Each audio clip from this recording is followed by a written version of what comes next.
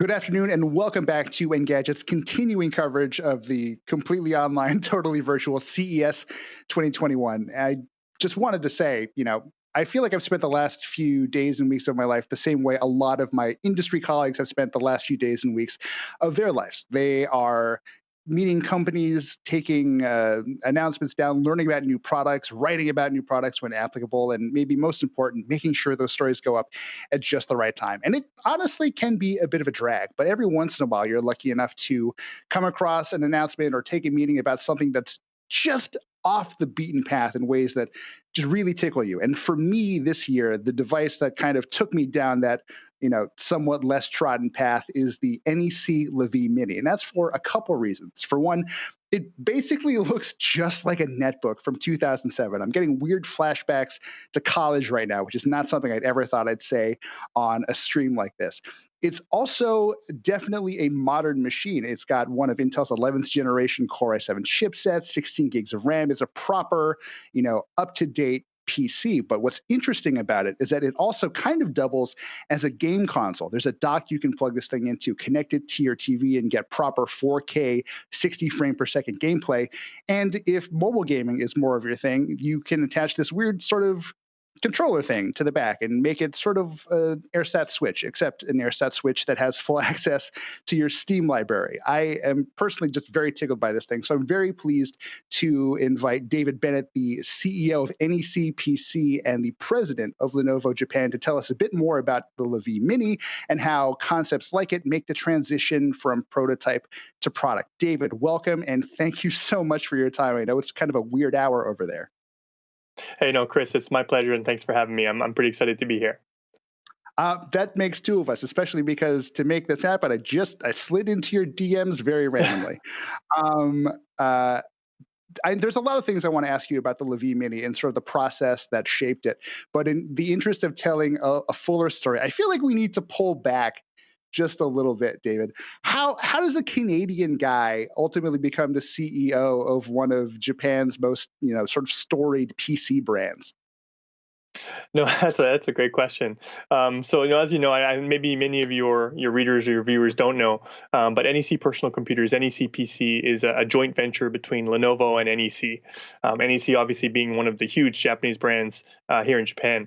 But my story is, to be honest, I've been back and forth to Japan for many years. I started in high school. I went on an exchange program. I fell in love with the language, fell in love with the culture, and I went back and forth for many years, university, graduate school. And then right out of, I went to Japan for the last time with a program called the JET program, where I was working in a government exchange between Canada and Japan. And then my next job coming out of that was working for a company that many of your viewers may have heard of, AMD. And I was with AMD for 12 years. And my first couple of years was actually based in Tokyo. So that's kind of where I started. And, it's been all an exciting ride from there. So you pointed out an interesting sort of facet of the industry, which is that Lenovo and NEC have sort of, I believe, as of 2011, they sort of embarked on a joint venture to build PCs, and then in 2016, Lenovo acquired more of a stake in that joint venture. So, I guess for my clarity and for the clarity of our viewers, what is the sort of relationship between NEC PC and Lenovo now? Is it a subsidiary? Is it something else? That's a great question. So NEC Personal Computers is a joint venture between Lenovo and NEC.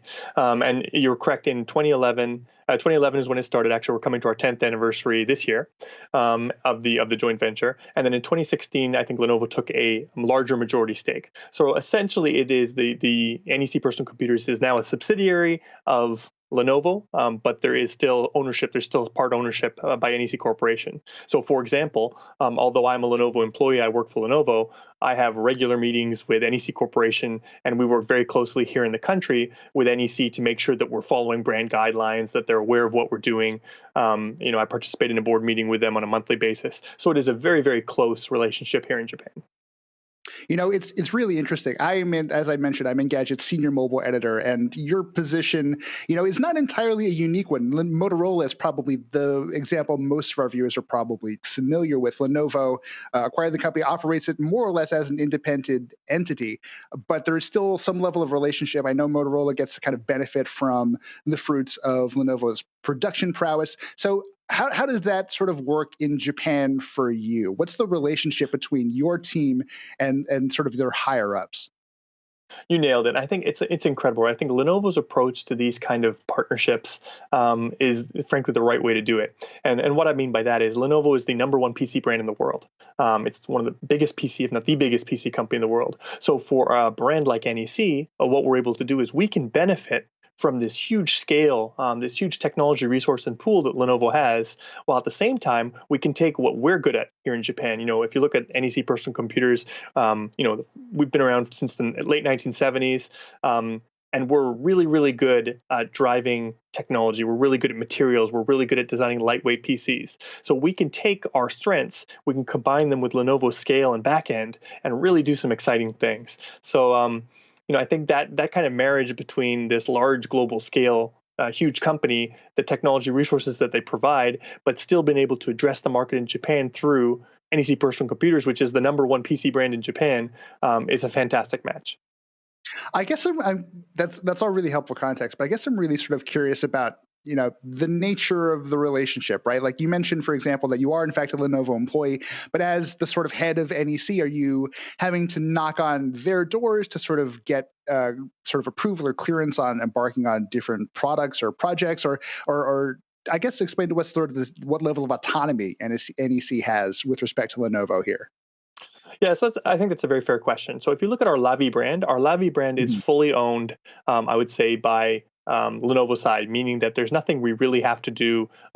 Legally, there's nothing we have to go check. The Lavi brand we own, we can go drive, we can do whatever we want. However, on every Lavi product, there is still an NEC logo. And of course, the NEC Corporation is very interested in knowing how we're using that logo and what we're doing with our products. So, in a nutshell, I think the way it works is for our consumer products like the Lavi Mini, I provide an update to NEC Corporation. I let them know what we're doing, but I don't think it's something that we have to go and ask permission. We operate very autonomously. I think with kind of sort of a friendly relationship with NEC. There's another line of products, for instance, on our corporate line of products, Mhm. where I think it's a very different story. That's primarily driven by the NEC side, and I think we operate almost like as an independent, an ODM for their commercial business. So I think if you look at, depending on the line of business, how we operate is very different. Consumer side very independently. Commercial side is more of a partnership in terms of how we go to market. Yeah, no, that's really interesting. From the consumer perspective, it almost sounds like you're just kind of licensing NEC's name to put on products that are being developed. It sounds almost wholly by Lenovo. Is that sort of a fair way of looking at it? I wouldn't go that far. If you look at one of the interesting parts about NEC PC is that our R&D, our design, our manufacturing, our support, our sales, our shipping, everything's done here in Japan. So we're not taking Lenovo technology and licensing and throwing a brand, although that's certainly something we can do. But if you look at some of our best-selling designs, if you look at the Lavi Mini, these are all conceptually designed here in Japan. R&D is done here in Japan. We work directly with the manufacturers, whether it's overseas or whatever, to go design it. So I would say a lot of it's homegrown here in Japan, as well as leveraging some of what Lenovo's doing. So certainly not just a branding. I think Lenovo gives us the freedom to really drive new designs and ideas right here in the country. David, I got to say, I could talk to you about sort of the mechanics of your relationship with Lenovo and NEC all day. I do not know why this is the kind of stuff that I love, but I did bring you on to talk about the Lavi Mini more specifically. And I Great. guess I really do just want to be blunt here, and I hope you'll forgive me. But looking at this concept, as I said, sort of seemingly netbook inspired, but with a very specific focus on gaming. Why is this a machine that Lenovo, NEC, sort of the totality of those brands? Why is this a machine that they felt needed to exist, or at least be talked about?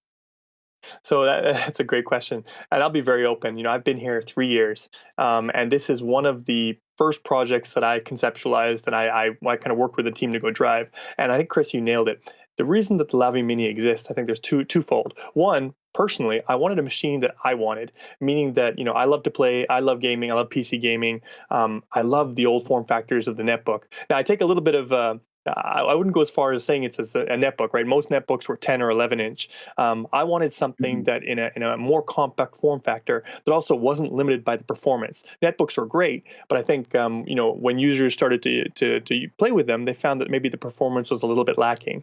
I think with Tiger Lake and what we've done and the design, as you said, we can. The goal was, I told the team, is I want to be able to play the games that I play on my PC when I'm on the train in Japan. We spend a lot of time on trains. I want to be able to have that same experience, or at least something that's passable. So maybe I drop down the settings a little bit compared to my gaming desktop, but I still want to have that PC gaming experience on the road, in a cafe, on the train. And I challenge them to go do that.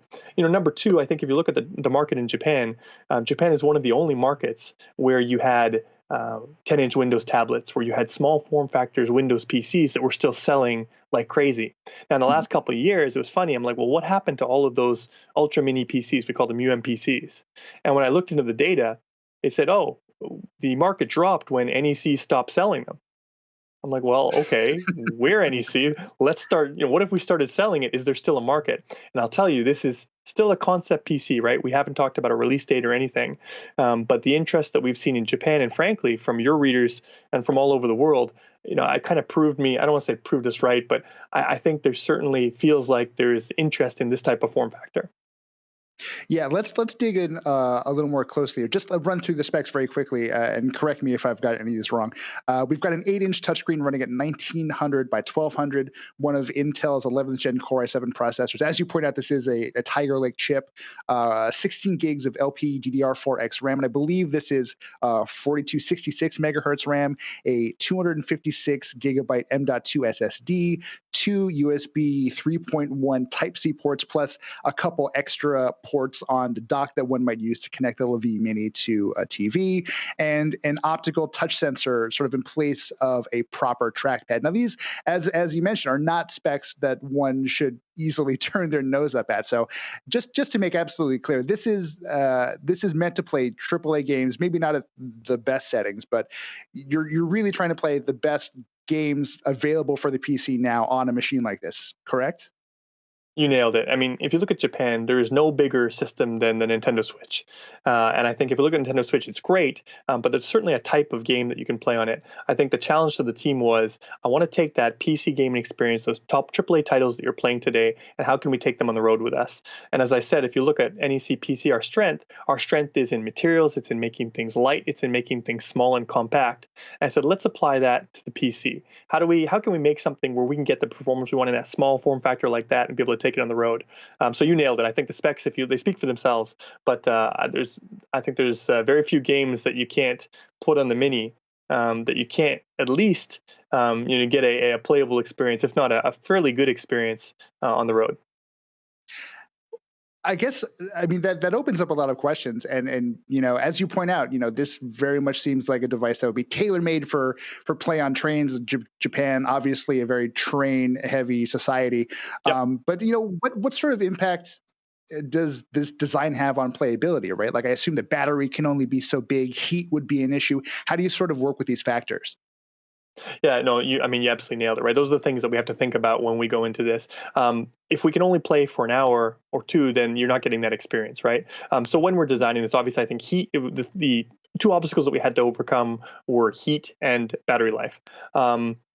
I can't get too much into the specifics, but if you look at the way that it's been designed, and we did a lot of work with Intel, I mean, Intel really stepped up. This is one of their innovation products. We always do, every year we try and do an innovation product with NEC and Intel, and this is the one we chose to do this year. And we put a lot of work, both teams put a lot of work to make sure that we could overcome that heat and battery issue. So if you look at it today, our goal was, how can we be able to play for 3, 4, 5 hours, AAA game at the same time, especially NEC, we've got very big, I would say, high standards in terms of the heat temperature and the skin temperature qualifications that we need to be able to sell a PC here in Japan.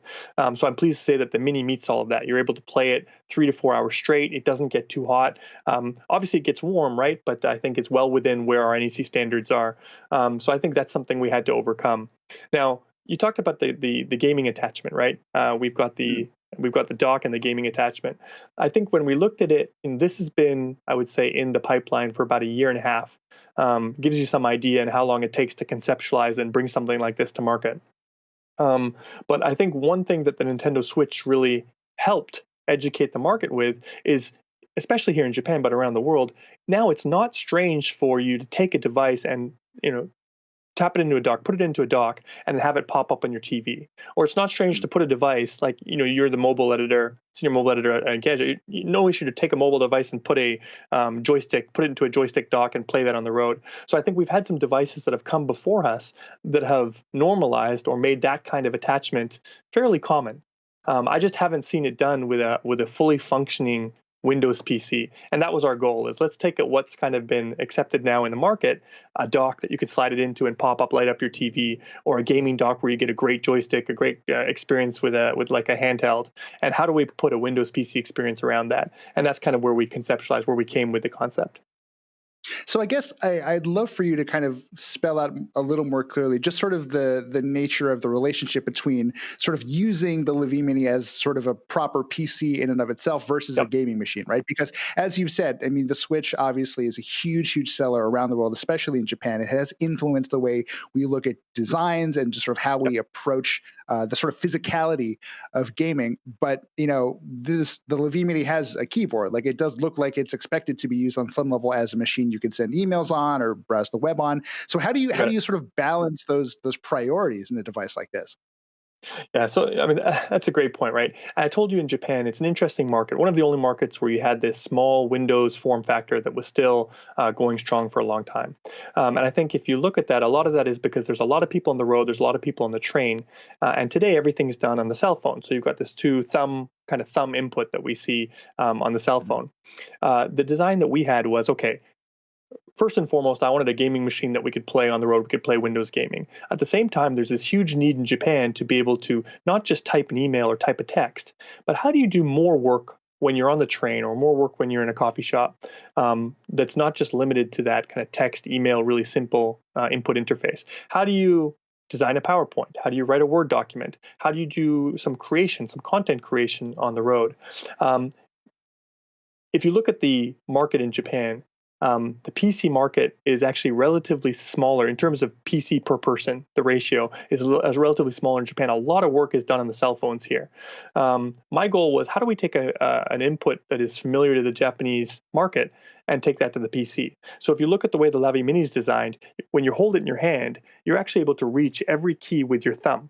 So if you're typing an email or you're doing your text, we wanted something where you could game, but you could also get that kind of work done as well. And you could actually use a input format that was more familiar to the Japanese user here, which is to be able to use your thumbs to type. So if you look at the Lavi Mini, when you're on the train, you can take it in your hand, you can type with your thumb, you can type out your emails and your text. When you get to your cafe or somewhere that you want to actually do a little more serious work, you can put it down, and the keyboard spacing is big enough that you can actually still type like a regular keyboard as well. At the same time, like I said, Windows gaming in the past, you've had to kind of put your Windows gaming experience on hold, go play some mobile games, and when you get back, you can continue your progress. Now we can do all three. You could do your text like you do today, you're texting your emails with your thumbs. You can put it down. You can do some content creation with a little track point. I don't want to say track, not a track point, but something like a similar, uh, similar to a track point and a keyboard. And at the same time, then you can take your PC gaming and do it wherever you go. So we tried to do all three in one device. That's really interesting. I got to tell you, looking at the sort of press release images, the last thing that would have entered my head is the idea that one would use this thing sort of propped open 180 degrees with your thumbs on the keyboard playing a game. But does that explain why the Levine Mini has round keys for better key separation to reach with your thumbs as opposed to a more traditional kind of keyboard? That's a good, so interesting. So if you look at Japan, there's been this huge for the last 20 years. They've got these electronic dictionaries, which are very Mhm. common. I think you'll see most students, most young business people will be carrying around these electronic dictionaries, which is actually a very similar form factor. And if you look at the input, those are all done with somewhat rounded keycaps. So I think when we were designing the Mini, I think that what's a familiar interface for the Japanese market here, and when you're in a small form factor like that, we find that the rounded keys are easier for your thumbs to slide into. So actually, it's been designed from the grounds up with that sort of ease of thumb typing in mind to get the rounded keycaps. Now, when we take that and we start a regular typing experience, when you put it down on a table and start using it, we did a lot of user testing, a lot of A/B testing back and forth with a fairly large sample size here in Japan, and we found that the rounded keycaps weren't a hindrance. In fact, the majority of users actually preferred it on this smaller form factor. That's fascinating stuff. I'm really enjoying just kind of geeking out with you about the specifics of Well, Japan think of focused your design. sorry to interrupt you, Chris. Think of the BlackBerry, right? When we moved to the iPhone, when we moved to the kind of the traditional form factor today for smart devices, there's still a segment of the population that says, "Man, I miss having that keyboard. I miss having that tactile Ooh, keyboard they're interface to very type." vocal minority. They're a very vocal minority, but what if you could do that on a device? You could get that on your texting device, on your instant messaging device. That same device could then be your sort of PC on the go device, and that same device could then be your gaming device. That's kind of what we had in mind. How do we bring that back for that vocal minority? That is pretty wild. But I have to ask, given all of the little facets of this machine that do seem specifically tailored for a Japanese audience, do you Yep. do you feel like there's any kind of international appeal here? What have you seen so far? So it's a great point. As a Japanese maker, first and foremost, I'll be very open. This is designed for the Japanese market. Now, why we brought it to CES? Again, I'm not Japanese, no matter which way you spin it. And this is a device that I wanted, and we challenged the team. And I said, that was something that I really want to take home with me. So I had to believe somewhere that there's a demand for this type of form factor elsewhere in the world. So I think the goal with this concept PC is we take it to CES, we put it out there. Now the next step is I'm really interested in the feedback from your users and the feedback from anyone that sees this product. What do they think? Is there demand out there in the world? Is this something that, again, if we look at Lenovo's large worldwide scale, that we consider taking to the rest of the world? Is there a demand out there, and what do we need to change, or what improvements do we need to make to go bring that out? And I think that's really the purpose of bringing it to CES this year. I want the feedback, frankly, from people like yourself, Chris, and your viewers, your readers, to really tell us what else do we need to do to make this a hit or make this something that could sell outside of the Japan market. I'm confident it's going to do well in the Japan market when we decide to bring it to market. Um, but I think the real question is, what do we need to do to maybe take that next step? Let's say, for the sake of argument here, that this conversation that you and I are having, my sort of relative excitement for this thing, that is sort of that is expressed at large by a big number of tech enthusiasts. you know were that to be the case, what would the next steps be? Is there a working model of this in Japan somewhere that just gets sort of prepped for mass production, or sort of where are we in the life cycle, I guess? This is the time where I'd love to kind of pull it out and open it up and show you. But I'll be very Oh, open. I do you think have there one? is Oh, no, I darn. there's actually two or three in existence right now, and we took two of them were actually done for videos and photos for CES. So they're currently with a marketing agency that would help us design some of our materials. And the third one is actually in the labs, and it's in the labs because what we're doing is we're doing a battery of testing to make sure, as you said, the battery life, the heat, and how does it perform on the latest games. Now, what's the next step? Frankly, we've brought this to market. There is three working samples. It runs great. I'm very pleased with it. But of course, after you get these kind of working samples back from your manufacturing process, there's things that you see that you definitely know you want to change. So right out of the gate, there's a couple things that we want to tweak here and there that we think need to be improved.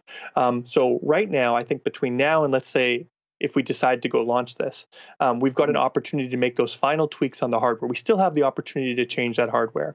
So, as with many companies, but Lenovo is very, very interested in the voice of the customer. It's very important to us to make sure that we understand what the customer wants. This is an NEC statement, NEC PC statement, and a Lenovo statement. So my next step is I want to take this feedback that I get from worldwide. What is it that the reviewers like yourself say? Well, this looks good. You know what? This seems a little bit weird, or I wonder why they didn't do this. We want to take that feedback, the voice of the customer, take it with the things that we saw that we wanted to change, and I think I see another rev that we would like to do this year.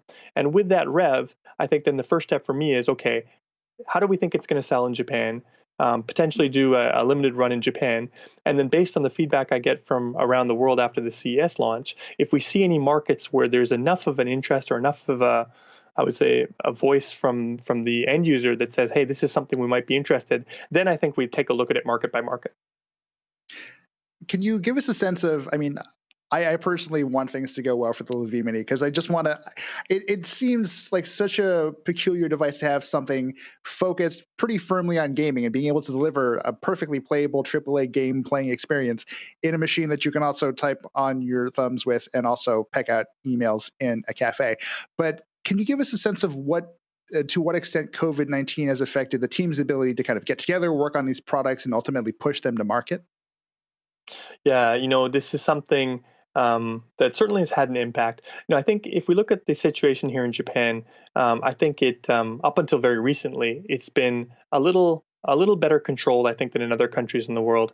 We've been fortunate that my design team and my engineer team have been able to kind of stay together through most of this. Now, what we're finding now is just like other countries in the world, we've now had to work remotely, and we've seen our typical, I would say, time to market is delayed. It's hard for me to say exactly how much, but I would say, at least a couple months. I think the challenge we have right now is that these kind of user testing and these kind of things, the feedback that we want, in some cases, are things where we need to be doing this with the user directly. We want direct feedback. We want to see how they use it, and it's Mhm. difficult to do during this time. So we're trying to not have it cause too many delays, but to be very open. The kind of feedback that we need a device for a device like this is not just how does it perform, what's the FPS, what's the battery life. We really have to see how is the user using it, how are they touching it, how is the space between the keys, how is the key touch, are they able to intuitively put it into the dock and put on the game controller. And these are kind of things that we need to have this kind of face-to-face in-person testing, which, as you said, Chris, is frankly is being delayed, is causing a few delays. And this is something we were hoping to have that next rev come out a little bit earlier than currently is scheduled.